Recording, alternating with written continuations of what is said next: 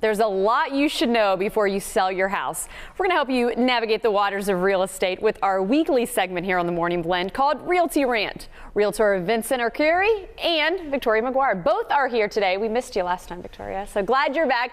We are going to talk today about owning a pet. Now, I'm not gonna lie, when I saw this topic come, I was like, what? You're talking about my rookie could actually affect trying to sell a house? No way. Yeah, big target right on our chest when this segment was coming up. I said, I'm either gonna be the most educational real estate agent in Tampa or the most hated real estate agent in Tampa based on how this segment turns out. We are animal lovers, yes, and we are talking about how the pets impact the value of your home when selling if you don't take proper precautions. I love that. I love to get that disclaimer across right away because obviously we're all big people. I'm a dog person, obviously rookie who I have a standard poodle. Hi, baby, if you're watching. So. Okay, so now that we've got that out of the way, let's break it down because it really can have an impact. Victoria, what are some of the do's and don'ts of people who are getting ready to sell with maybe their four-legged friend?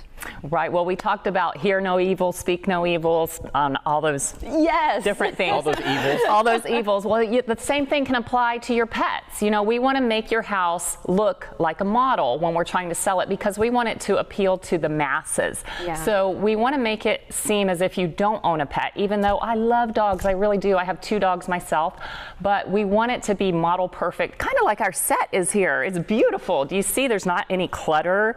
Everything is nice and clean. You don't see a dog running around. You don't see cats. You don't see there are kitties here too getting ready to come up on the show, but you don't see them. So, so the same applies when selling your home. Whenever it's going to be shown, we want to make sure that the dogs and the cats are gone. If you can have them stay with a friend or, you know, take them for a walk, whatever you've got to do, just make it so they're not present when the home's being shown because there's nothing worse than having a yapping dog in the background when you're trying to look at a home. It just kind of turns buyers off.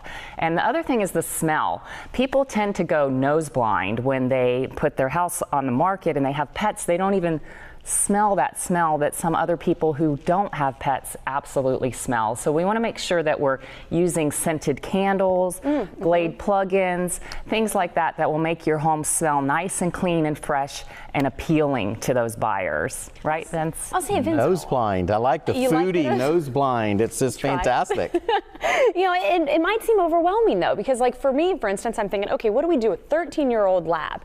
He's not going to be put in a cage. I mean, what are some of the things that people that you have helped, what are some of the ways that they've tried to, you know, get their pet out of the house? I love the Glade and the candle and the smell scent. But what about some logistic? Any help on that one? Well, you know, you really have to take into consideration you're selling a home, which is to most people the most expensive asset that they have. So there's going to be some extreme circumstances. If you can have that pet stay with a family member or a friend while the house is on the market, it's really going to minimize your market time and get you out of the home faster and at a higher price. No, that makes sense. I would say that's a great tip right there if you are in a situation where you're a little concerned about ones. And I noticed one of the other things was maybe making sure they're trained. Like if you're thinking about getting a puppy, but you also might sell a house.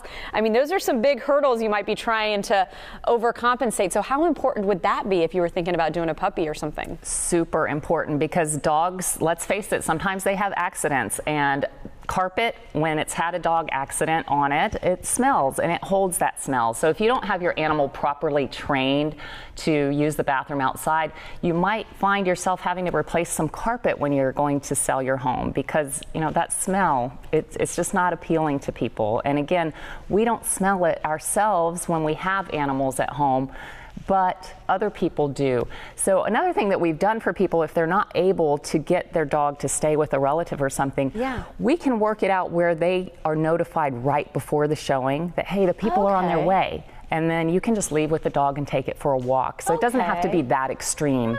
But definitely having the dog gone or the cat gone during showings is highly advisable. Okay, well, as always, great tips. Always the do's and don'ts of real estate. And again, a weekly segment. We enjoy having you here. Love being here. Thank you guys so much. And as always, for more information, you can give Vince or Victoria a call at 813-846-2368 or just log on to realtyrant.com.